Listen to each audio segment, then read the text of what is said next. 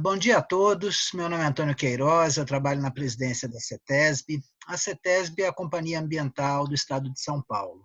Desde 2009, a CETESB reúne todo o licenciamento ambiental do Estado e, para mim, é um prazer estar participando dessa reunião, porque já de algum tempo nós percebemos que os mecanismos de comando e controle do Estado não são suficientes para resolver a questão ambiental. A questão ambiental é muito grande, necessariamente exige uma participação da comunidade, exige uma participação do setor produtivo, e eu fiquei muito feliz até agora, porque eu ouvi vários aspectos que eu gostaria de comentar com vocês. Eu quero primeiro começar só destacando a questão da água, né? Legislar e controlar o uso da água é uma coisa muito antiga. Em Mendonça, na Argentina, que é uma cidade construída no meio do deserto, com uma produção vinícola enorme, a utilização de água é do degelo dos Andes, e as leis de uso da água vêm do começo do século XIX. Para ter uma outra ideia, aqui no Brasil, o Código de Águas de 34, o preâmbulo do Código de Águas de 1934, considerando que a legislação da água está muito ultrapassada, quer dizer, em 34 nós tínhamos consciência de uma legislação ultrapassada em relação à água. Então vejam como que esse assunto, na verdade, não é um assunto novo, é um assunto antigo e é um assunto que cada vez assume mais importância. E quando nós falamos em água, nós temos que ter um conceito amplo de água, né? A água não é só a água que está no rio. A água é a água que está no lençol subterrâneo, a água é a água da nascente, a água é a água que vai para o oceano. Então, nós temos um conjunto da água dentro do nosso ambiente. E é esse conjunto que nós temos que observar. Falar de água não é falar de limpar um rio. Falar de água é muito mais do que isso. Falar de água é falar do consumo da água, da quantidade de água gasta nos nossos processos. Eu fui criado com a ideia de que o Brasil tinha água à vontade, né? Água à vontade, pode usar água à vontade, não há necessidade de se preocupar com a água. Tivemos um choque de realidade em 2014, né, quando a megalópole de São Paulo quase entra em colapso. Nós estivemos muito perto de um colapso, que eu ouso dizer seria muito maior do que esse da Covid, porque os nossos estoques de água para São Paulo chegaram a 5%. Imaginem a megalópole sem água, o que iria acontecer? Então, essa questão da água exige, sim, uma participação profunda da sociedade, uma alteração de hábitos.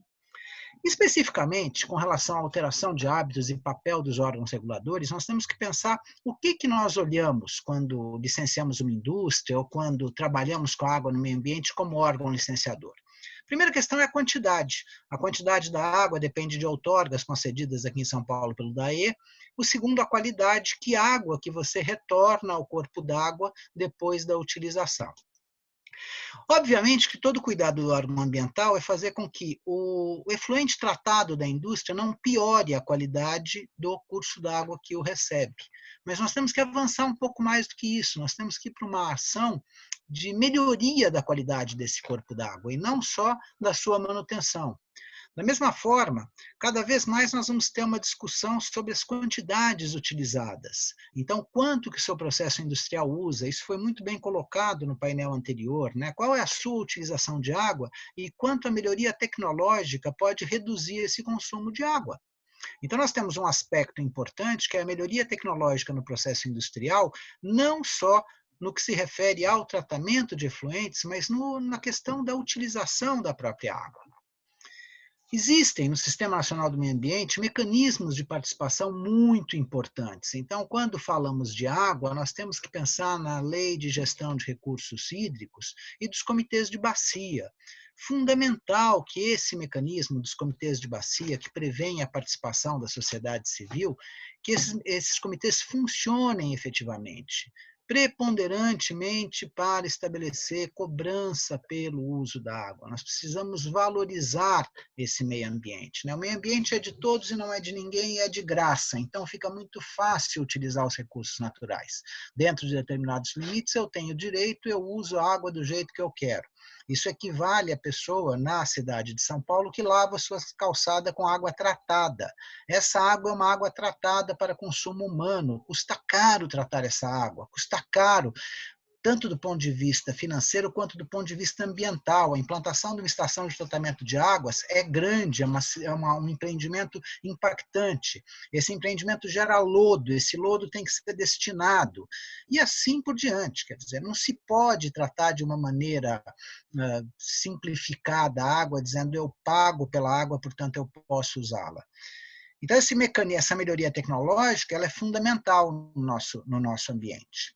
E existem exemplos muito positivos disso em outros setores industriais. Eu vou citar um setor que, ao longo das últimas 2 décadas, avançou muito por iniciativa própria, é o setor sucroalcooleiro. Vocês de São Paulo devem ter acompanhado a redução e agora praticamente a extinção do uso do fogo para despalha da cana-de-açúcar. Pois bem, havia uma lei estabelecendo um prazo para que isso acontecesse. O setor procurou o órgão ambiental e se dispôs a assinar um protocolo agroambiental e antecipou os prazos previstos em lei. Então, não é o mecanismo da lei, do comando e controle da lei. O setor se dispôs a fazer isso, que é o que eu sinto muito nessas conversas que estão acontecendo aqui. Então, é plenamente possível o setor se mobilizar, estabelecer um padrão de boas práticas, propor um protocolo ambiental, assumir esse protocolo e assumir espontaneamente uma obrigação de fazer mais do que a lei exige, que é a nossa participação efetiva.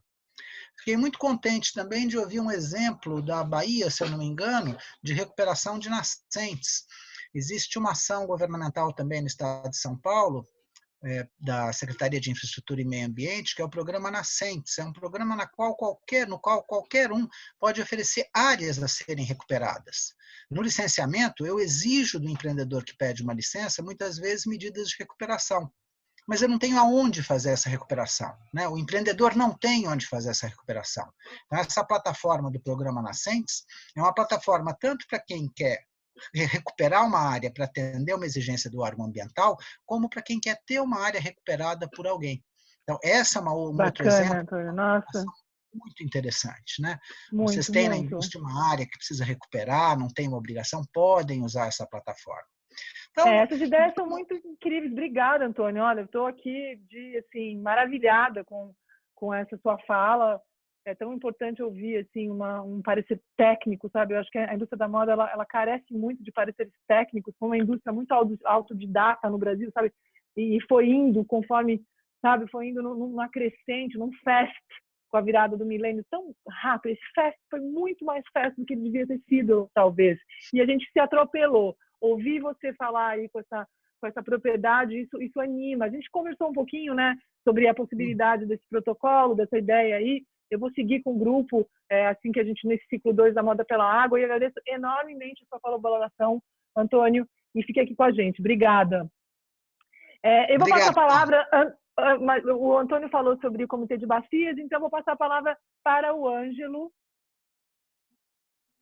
Ângelo, você está com o seu... Isso. Olá, Ângelo. Obrigada pela sua participação. Se apresenta, por gentileza.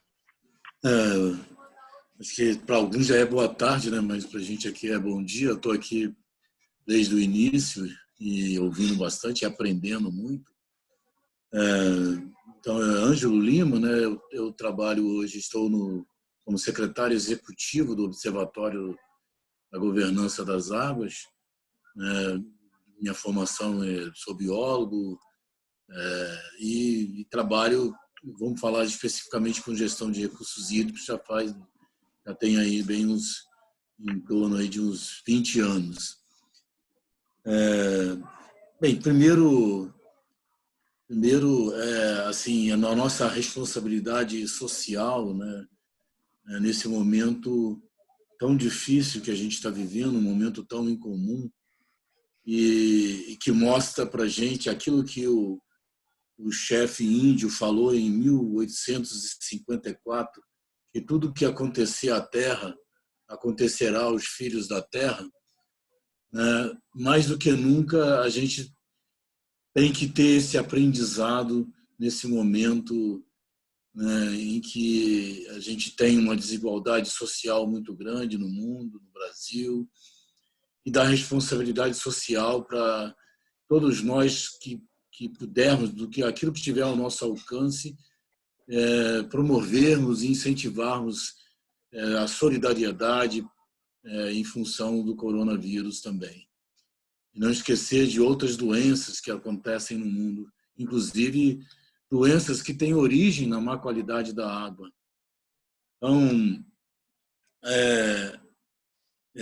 isso é muito importante, quer dizer, a mensagem é que todos fiquem em casa. A economia ela já estava, né, numa situação ruim. Não vai ser porque agora a gente vai numa situação como essa, vou trabalhar e colocar em risco vidas.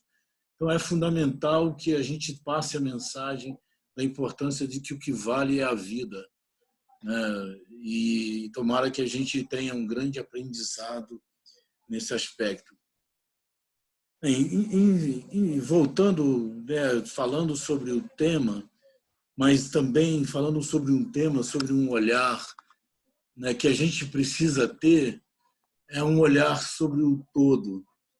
Né? A gente, muitas vezes, na nossa ciência, né, no nosso aprendizado, acaba compartimentando a nossa visão e não olha, por exemplo, mesmo quando se olha a cadeia, né, vamos dizer, da produção de plásticos, e aí a geração de microplásticos, enfim, e de todo o componente que acaba, inclusive, ocasionando problemas de poluição nos rios, acaba ocasionando, inclusive, às vezes, inclusive por a nossa ainda não termos um grande investimento, né, numa educação permanente, porque a educação é fundamental para esses processos, né? Porque, de um lado, é fundamental que a indústria, né, que a indústria da moda se engaje, isso, né, tem que dar os parabéns para isso, mas também é preciso que a gente enxergue o todo. E eu estou falando do seguinte, né, a responsabilidade quando se coloca, por exemplo, uma discussão de um código florestal que tinha seus equívocos, poderia ter, mas não o equívoco, por exemplo, de diminuir as áreas de proteção de mananciais, as áreas de preservação permanente. Como que a indústria da moda e todas essas enfim, se posicionaram quando a ciência, inclusive, estava falando exatamente ao contrário. E hoje, aqui, exatamente em São Paulo, no estado de São Paulo, acabou de ser lançado um estudo mostrando que a diminuição das áreas de preservação permanente não garantem a qualidade da água, não garante a quantidade de água.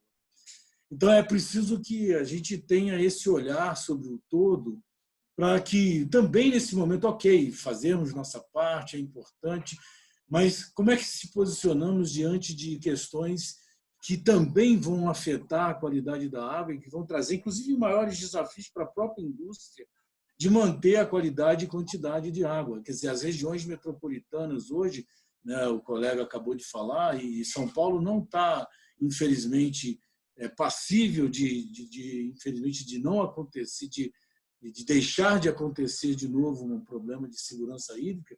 Nossas regiões metropolitanas todas estão sob essa ameaça, essa que é a grande questão. Então, para além de pensar na questão dos plásticos, eu estava até pesquisando aqui, vale a pena, inclusive, citar aqui, por exemplo, uma tese de mestrado da COP, que foi apresentada em 2012, que é da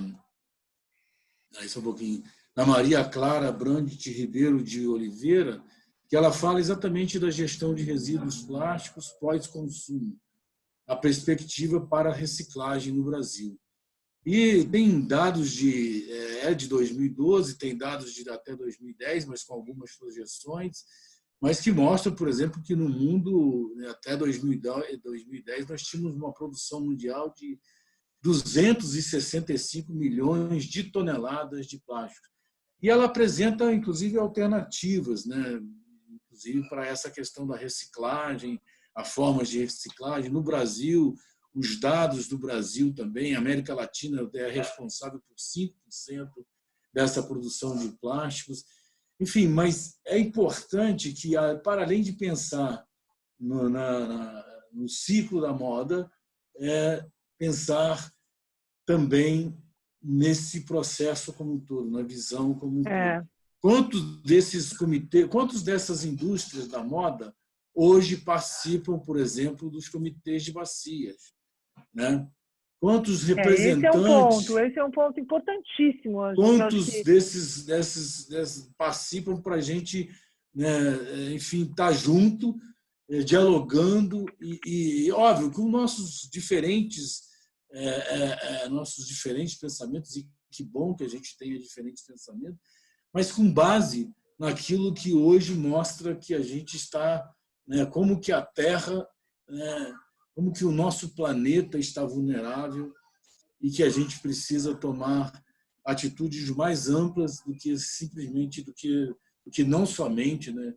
É claro que isso é muito bom, é um aprendizado, e a partir disso que a gente passa a olhar o todo, mas é preciso olhar o todo para que a gente possa compreender que aquilo que acontecer à Terra, né, acontecerá aos filhos da Terra.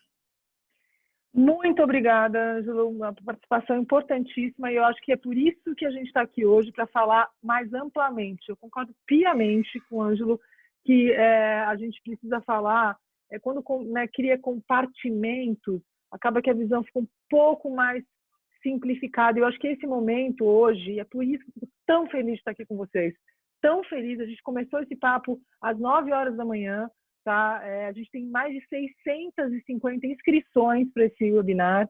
A gente está por volta de 200 participantes por mesa, tá? Ou seja, é importantíssimo a gente falar sobre o mercado, qual é o papel do mercado da moda nesse momento.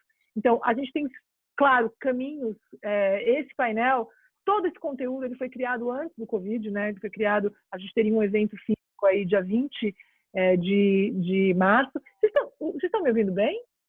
Estão me ouvindo bem?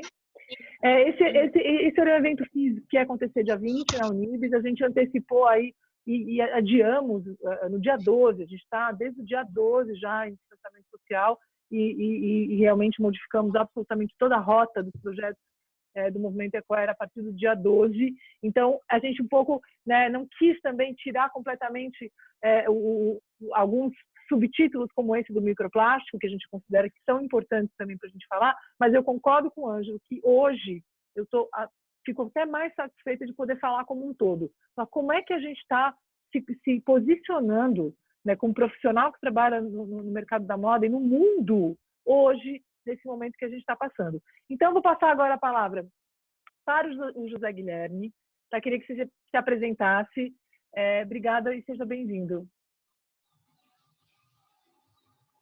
E você tem que, acho que é melhor você... Isso, seu áudio, José Guilherme, seu áudio está... Isso, agora foi. Liberei agora aqui. Está todo mundo me escutando aí, né? Boa tarde a todos. Agora sim. Né? Flavinha, tudo bem? Sou fundador e gestor da Cotton Move, né? Que é uma empresa que produz tecidos e confecções circulares, né? A partir do aproveitamento de resíduos pré- e pós-consumo da cadeia do jeans. Né? O assunto aqui eu estou acompanhando das 9 horas, que eu vou tentar focar direto no tema do microplástico. Tá? Tem muito comentário a fazer, mas eu vou me manter nele. E tem um estudo de 2010, publicado pela Universidade Irlandeses, também pesquisa meio ambiente, não sabe só fazer whisky. Né? Eles mapearam 16 pontos no mundo onde existiam praias, ribeirões, rios, né? Contaminação de microplástico. Isso gerou todo um estudo dentro das residências do consumidor, né? E onde eles constataram que isso, a gente sempre coloca todo o problema aí para a indústria toda, né? A indústria gera resíduos plásticos, mas o maior problema está dentro do domicílio, né? Quando a gente efetua a lavagem de uma peça feita com microfibras, né, de poliéster acrílico, né? Em cada banho pode-se soltar 1.900 partículas Uau. de nanopartículas menores, que é uma cabeça de um alfinete. Isso. Querido, desculpa, Zé Guilherme, então, assim, eu vou te interromper, desculpa só um pouquinho. Eu vou pedir, eu vou desativar o vídeo para ver se a gente, porque tá cortando um pouco. Não sei se vocês estão também com dificuldade de ouvir o Zé, ou sou só eu. Acho que está todo mundo. Então, eu vou desativar o vídeo. Vocês podem desativar o vídeo de vocês, por gentileza, para ver se a conexão melhora? Obrigada.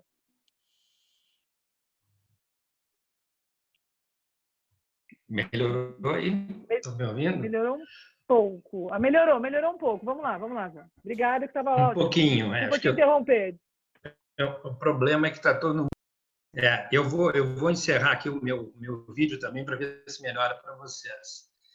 Tá. Então, assim, esse assunto é abordado sempre no tema de indústria e pouco falado sobre o tema do consumidor, né? Qual que é o papel dele, o que poderia ser feito de ações efetivas, né? Quando essas peças sintéticas são lavadas, né? E que é onde é a origem da contaminação do microplástico. Então, eu trouxe esse assunto aí porque a gente está falando da indústria, né, de produtos químicos, das lavanderias, das tecelagens, da fiação, e pouco se fala sobre a contaminação pelo uso doméstico, né? Não só a utilização da água, né? E também a ação mecânica das peças sintéticas dentro dos equipamentos domésticos. E até eu gostaria de ouvir um pouco da opinião aí do Antônio sobre se a CETESB tem, o governo tem algum pensamento, alguma linha de pensamento em relação a fazer esse trabalho também, em conjunto, que eu acho que tem que ser incluído o consumidor em toda essa rede que a gente está criando.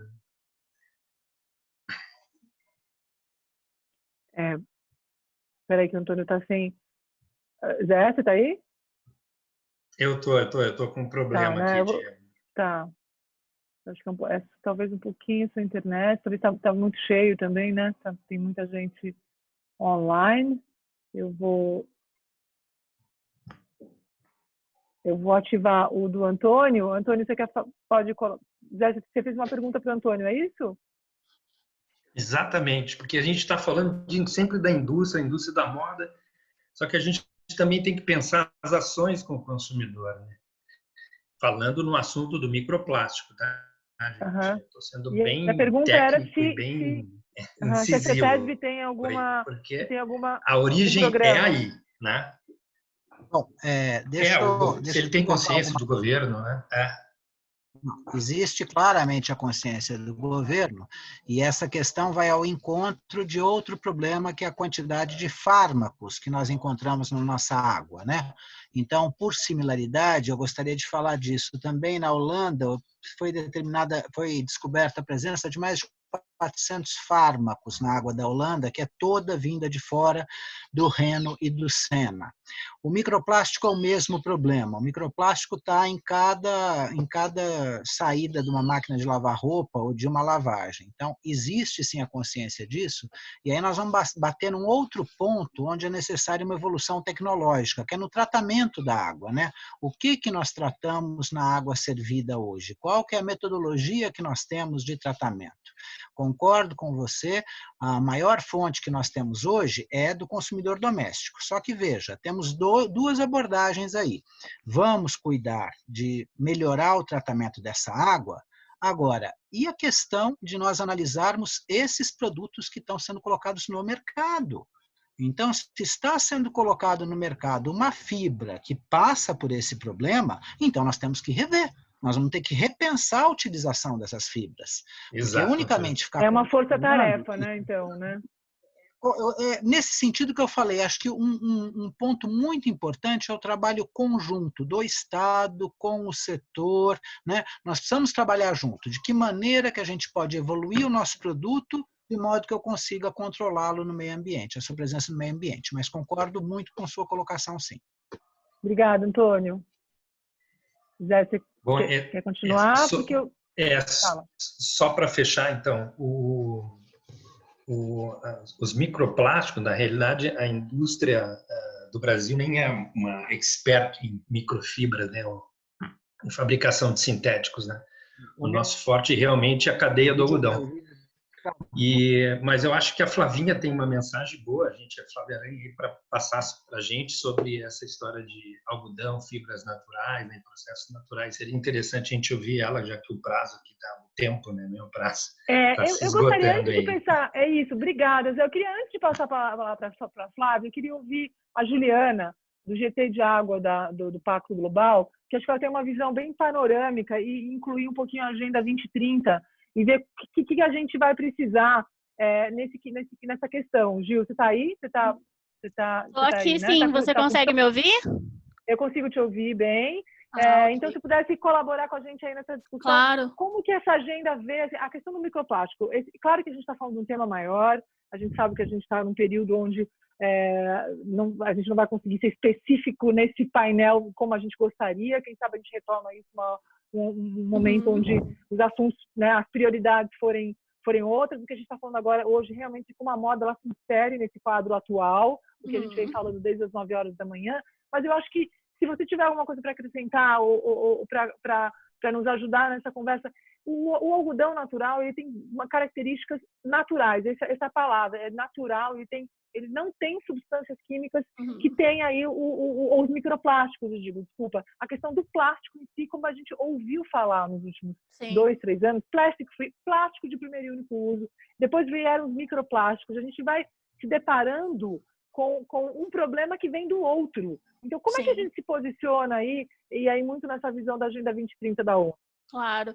Obrigada, Chiara. Eu gostaria de agradecer também a oportunidade de estar presente aqui com todos esses especialistas, debatendo esse tema que é tão importante para a ONU, né, para a agenda do Pacto Global. Eu só queria me apresentar rapidamente. Eu sou a Juliana Moreira, então sou assessora de gestão corporativa da água na Rede Brasil do Pacto Global. E para aqueles que ainda não conhecem, essa iniciativa, o Pacto Global, ele foi lançado em 2000, pelo então secretário-geral das Nações Unidas, o Kofi Annan, e o Pacto Global é uma chamada para as empresas alinharem as suas estratégias e operações a 10 princípios universais, né, nas áreas de direitos humanos, trabalho, meio ambiente e corrupção, e desenvolverem ações que contribuam para o enfrentamento dos desafios da sociedade. E, então, a Rede Brasil do Pacto Global, a iniciativa está no Brasil desde 2003. E a gente acredita, né, que o setor privado, as empresas, elas têm um papel essencial nesse processo de atingir, né, o desenvolvimento sustentável. Existe a Agenda 2030, que o Carlos apresentou, né, com 17 objetivos, e nós acreditamos no papel, então, do setor privado como grande detentor do poder econômico. Ele também é grande propulsor de inovações e tecnologias e grande influenciador e engajador dos mais diversos públicos, né, dos governos, fornecedores, colaboradores e consumidores. E para falar um pouco sobre o tema do painel, né, a gente sabe que o problema dos plásticos no oceano é grande e aumenta a cada ano que passa, né? Tem um estudo que foi liderado pela Universidade de Geórgia, nos Estados Unidos, que estima que 8 milhões de toneladas de plásticos vão parar todos os anos nos mares por diversos motivos, pelo descarte incorreto e ainda a liberação dos microplásticos, né, que são partículas de até 5 milímetros que estão presentes em alguns cosméticos e tecidos sintéticos que poluem as águas e afetam todo o ecossistema. Então, esse é um problema bastante grande que a gente está endereçando, né? Existem várias iniciativas da ONU, por exemplo, a ONU Meio Ambiente lançou a campanha Mares Limpos, a Unesco lançou a Década dos Oceanos. Então, assim, é uma agenda que está ganhando espaço, ganhando corpo, porque é uma coisa muito importante, né? Se a gente não agir agora, nós vamos ter futuramente mais plásticos nos oceanos do que peixes. Então, é muito importante. E existe, né, na Agenda 2030 um ODS específico, um Objetivo de Desenvolvimento Sustentável específico que trata da questão dos oceanos, que é o ODS 14, que fala da conservação e uso sustentável dos oceanos, dos mares e dos recursos marinhos para o desenvolvimento sustentável. Então, é muito importante. Esse ODS ele tem 10 metas, e a meta número 1 é, até 2025, prevenir e reduzir significativamente a poluição marinha de todos os tipos, né? Especialmente a advinda de atividades terrestres, incluindo detritos marinhos e a poluição por nutrientes. E assim, a Agenda 2030, os ODS, eles são integrados e indivisíveis. Então, todos eles se conectam, principalmente o ODS 17, que já foi falado aqui bastante. Então, a gente acredita muito na força das ações e parcerias colaborativas para atingir os objetivos de desenvolvimento sustentável. A gente acredita que essa é uma jornada coletiva, né, que envolve empresas, envolve o governo, a sociedade civil, as ONGs e todos os países e todas as partes interessadas, né, para a implementação deste plano.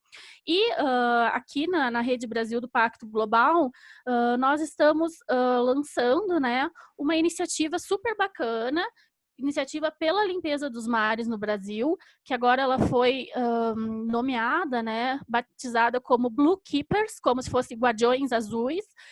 Essa iniciativa estava prevista para ser lançada num workshop da plataforma de oceanos do Pacto Global, que ocorreria no Rio de Janeiro, no dia 17 de março, mas infelizmente, devido ao cenário atual, nós tivemos que cancelar, mas ela vai ser lançada em breve. Mas esse projeto ele surgiu devido a essa necessidade, então, de impedir que os resíduos sólidos, em especial plástico, né, cheguem aos oceanos.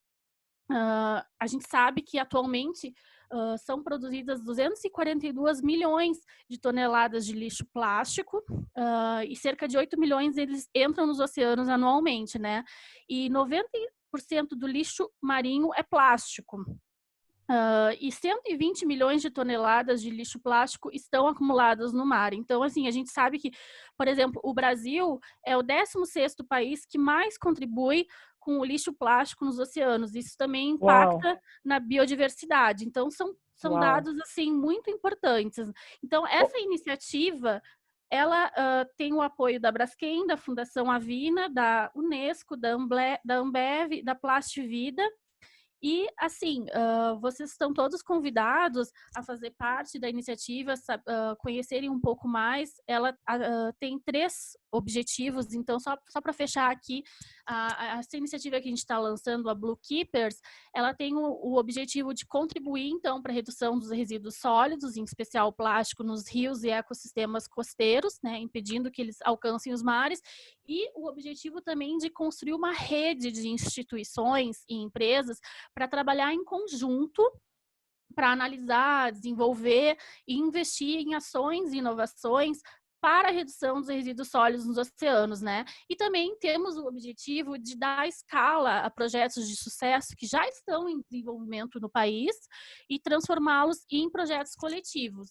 Nós temos algumas ações de curto e longo prazo, como identificação de soluções e tecnologias que já existem para serem escaladas, e também vamos fazer um projeto de longo prazo super bacana que envolve a elaboração de um diagnóstico das bacias hidrográficas no Brasil, né, identificar onde que é gerado, onde tem a maior geração de resíduos plásticos nessas bacias brasileiras, né? Priorizar, então, as nossas áreas de atuação e construir umas soluções específicas para contenção ou remoção desses resíduos. Então, assim, essa iniciativa ela vai ser lançada em alguns meses e se vocês quiserem mais informações, é só entrar em contato comigo. Obrigada, querida. Não, a gente vai espalhar também todos esses conteúdos aí, espalhar e reverberar, porque é muito importante a gente se unir. O que a gente percebe, né? Eu vou passar a palavra agora para a Flávia, mas o que a gente percebe é que é um assunto, né? É ampliar, né? Engraçado, interessante e significativo quando o Ângelo fala dos compartimentos. A gente foi meio direcionado para compartilhar, né? Criar compartimentos de assuntos, mas agora o chamado, o call to action é olhar para o todo, né? E eu adoro quando a ONU criou, assim, eu me sinto muito apoiada pelos 17 ODS, que eles são indivisíveis. Não dá para falar um sem falar do outro. Um impacta o outro, né? Então, que bom. Muito obrigada, Juliana, pela sua colaboração. Conte que você sabe que somos parceiros. Não é à toa que eu assumi aí um papel de embaixadora do Pacto Global também da ONU com vocês e uso, assim, tenho essa missão assim com muita responsabilidade, e a gente vai reverberar todos os conteúdos, porque eu acho que depois desse webinar a gente vai ter muito o que trabalhar para unir essas empresas todas aí em todos os programas do Pacto, tá? Querida, obrigada. Eu queria passar a palavra para a Flávia, que eu lembro que lá atrás, eu não sei, mais de 10 anos atrás, no mínimo, a gente chamava, no Eco era a princesa da sustentabilidade. E junto, a Flávia está aí há muito tempo, num esforço contínuo. E eu acho que é isso que divide um pouco as pessoas que usaram as práticas de impacto positivo como marketing ou como oportunidades de comunicação, e aquelas que, de fato, o coração bateu mais forte e foi um chamado, né, de novo, um call to action como missão, né? E eu acho que a Flávia, ela justamente é uma das representantes desse movimento. E eu queria que, Flávia, você falasse um pouquinho sobre o algodão que você usa como matéria-prima, porque é ele que tinge naturalmente, né? É dele que você tira essas expressões da biodiversidade brasileira que são de uma beleza incalculável. E aí, como que você vê, né, o seu trabalho, que ele é embasado em algodão natural versus essa preocupação do microplástico que está aí sendo falada nos últimos 2 anos? Primeiro te apresenta um pouquinho, Flávia.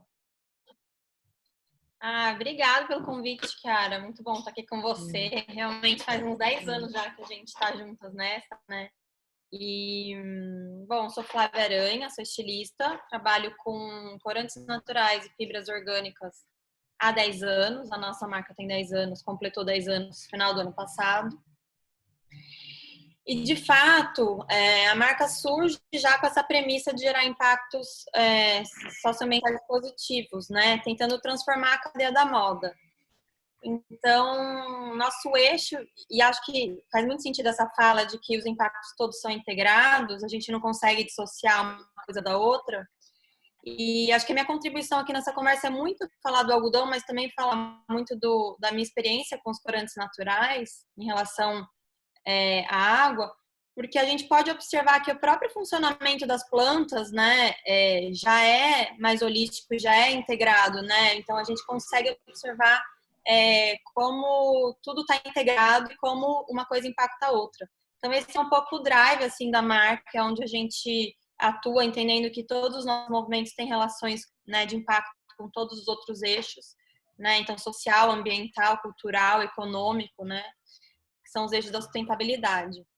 A gente trabalha basicamente com algodão agroecológico, com 2 grandes polos, um no Ceará e um na Paraíba, né? Natural Cotton Color e a Justa Trama são 2 redes muito importantes para nosso ecossistema, e são os 2 projetos baseados em agricultura familiar. Então, de novo, a gente está falando de uma cultura regenerativa, né? Então ela regenera o solo, as águas, são culturas intercaladas. Você planta algodão, mas você também planta outras espécies que garantem sua segurança alimentar.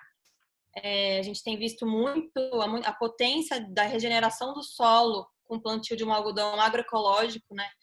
E integrado também, misturando todas essas espécies. A gente tem tido uma tentativa de plantar também corantes naturais junto com os algodões, com algodão, para tentar também fomentar esse ecossistema. O que a gente pode ver é que no tingimento, o algodão orgânico, ele tem uma rentabilidade muito maior, né? Ele rende mais a cor, o corante, quando ele é orgânico, quando ele não tem agrotóxico, né? Então, você vê que toda uma cadeia limpa, ela se retroalimenta, isso é muito interessante.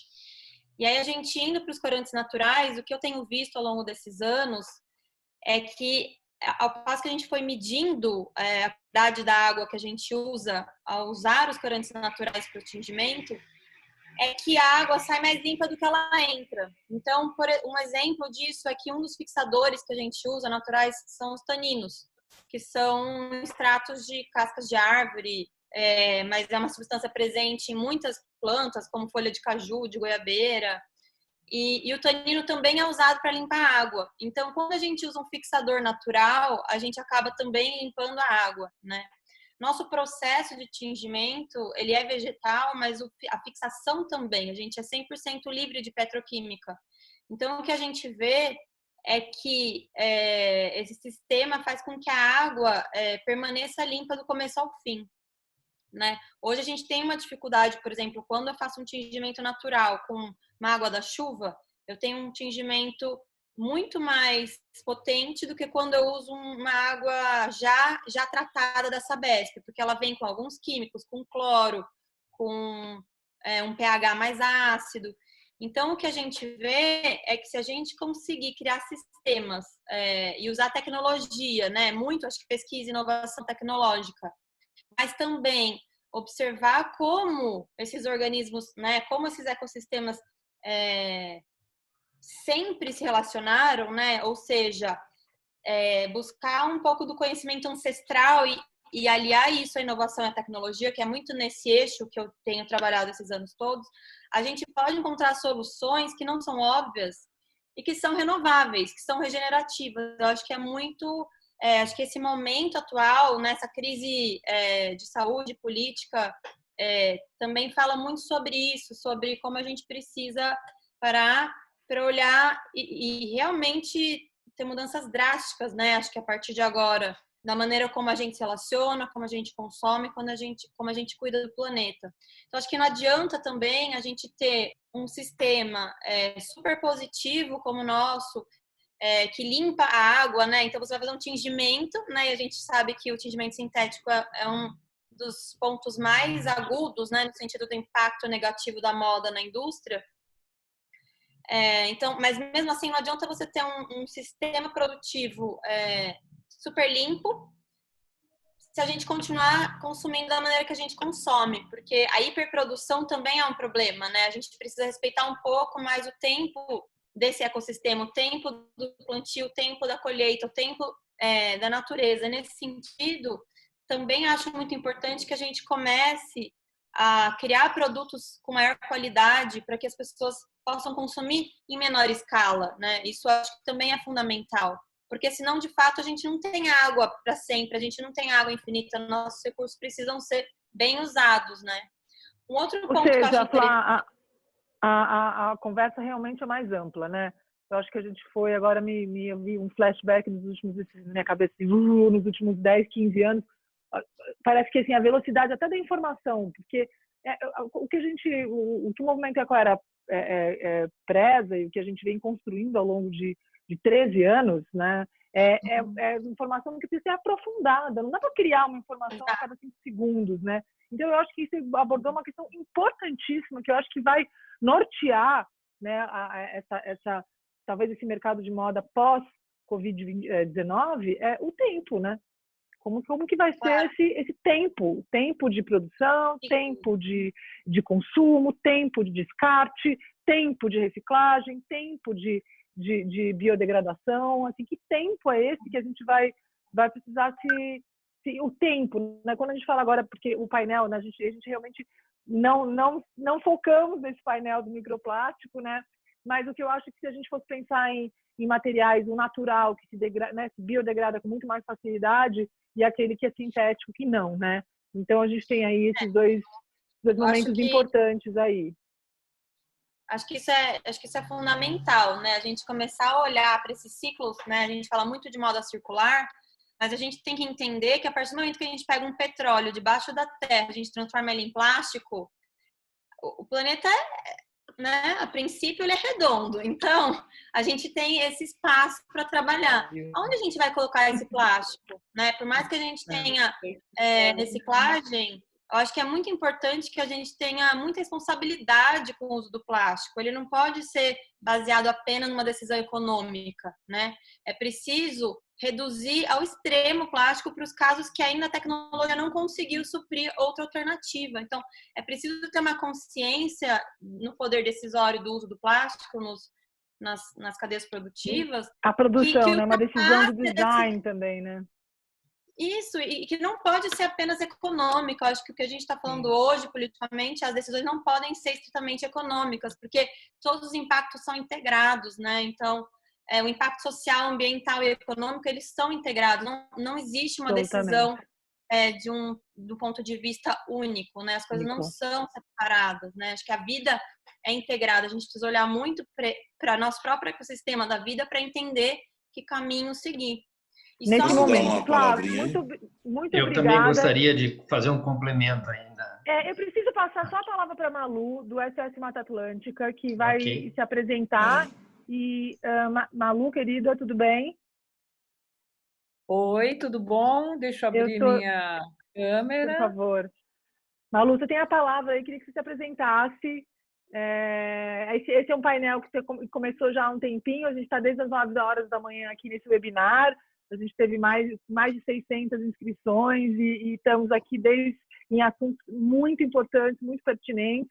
Claro que a gente fala do mercado de moda, a gente fala dos 4 pilares da sustentabilidade, a gente fala dos setores, né, que precisam se unir, o privado, né, o terceiro setor e o público na construção dessa narrativa que se torna possível. E hoje, né, esse é um evento que ia acontecer há 2 semanas atrás de forma física e a gente resolveu continuar ele online, porque a gente tem uma discussão que se priorizou, né? Como é que o mercado da moda vai se posicionar pós-Covid, com esse consumo que vai diminuir? E eu queria ouvir um pouquinho, o SOS Mata Atlântica tem uma visão muito moderna, eu vejo, muito clara sobre como o terceiro setor ajuda a gente nessa hora. Eu acho que a gente tinha uma visão do terceiro setor há 5 anos atrás e mudou completamente. O terceiro setor ajuda a gente a ter boas práticas, sabe?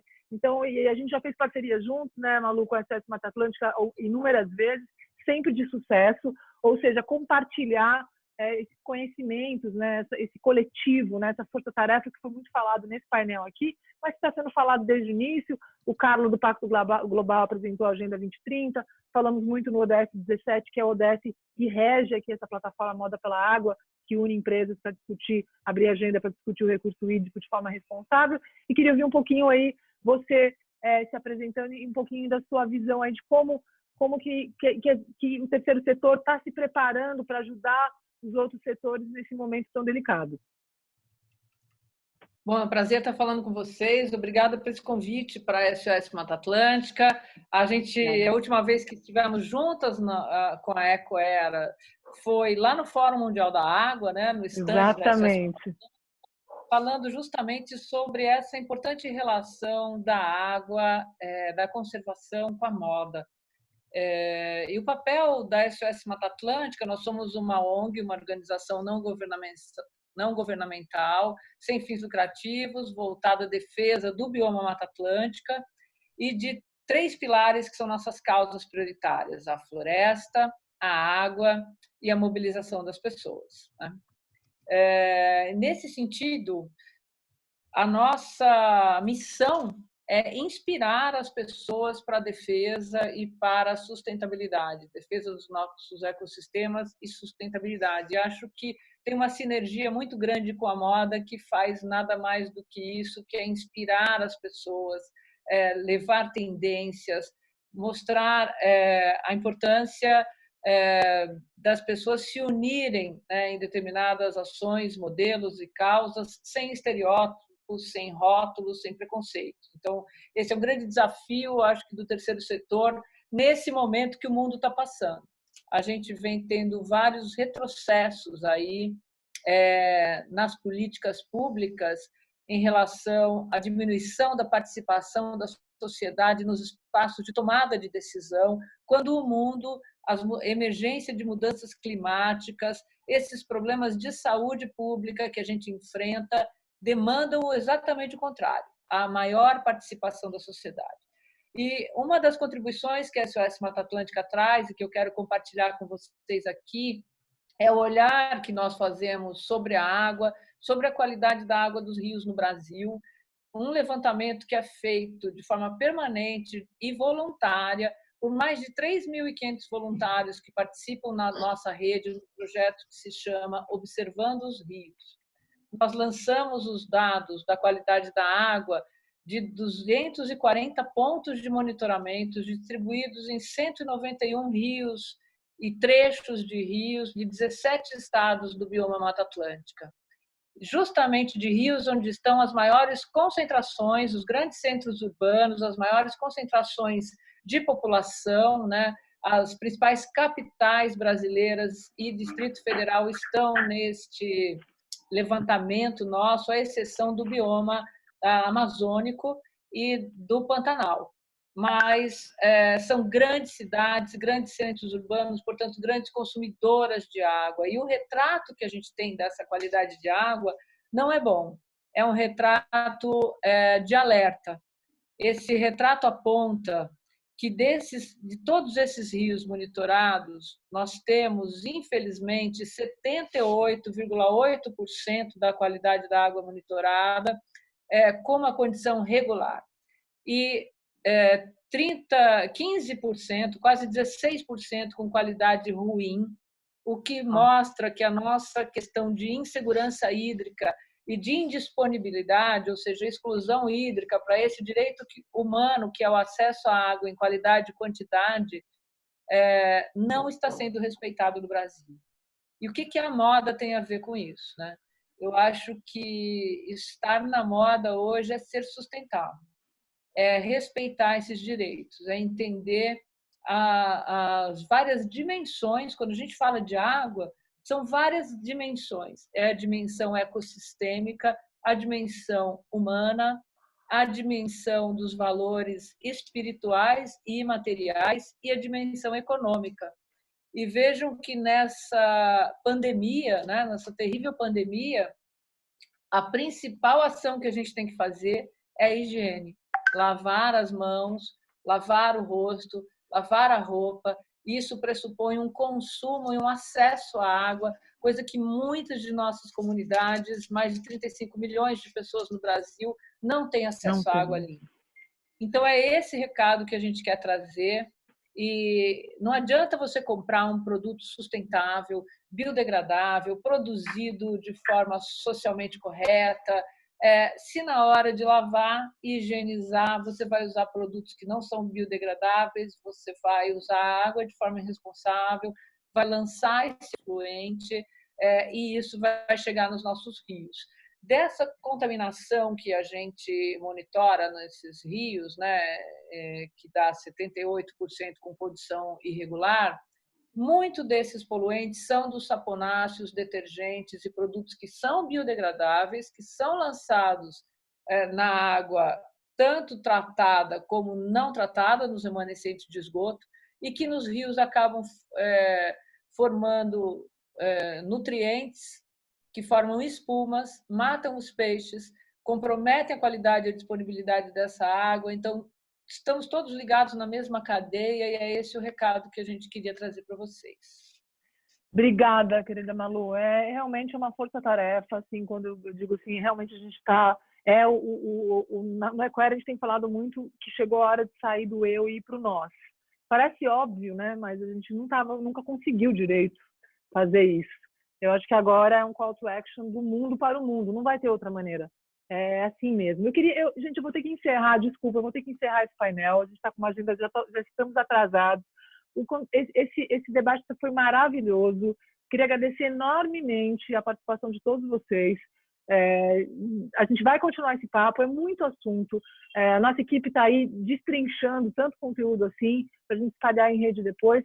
E a gente vai voltar a falar, vai voltar a marcar outros webinários, porque temos muito o que conversar para, de fato, a gente poder fazer parte da diferença que o mundo pede hoje. Agradeço a todos vocês e até já.